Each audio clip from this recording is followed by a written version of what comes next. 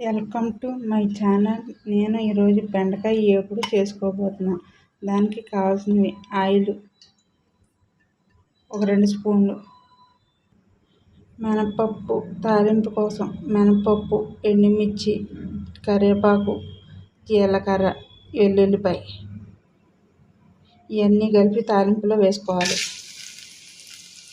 ఇది కొద్దిగా వేగనివ్వాలి.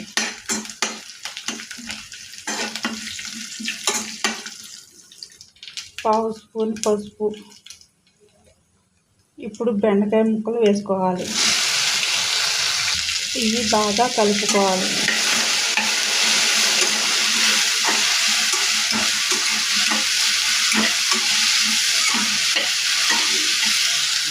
టేస్ట్కి సరిపడినంత ఉప్పు.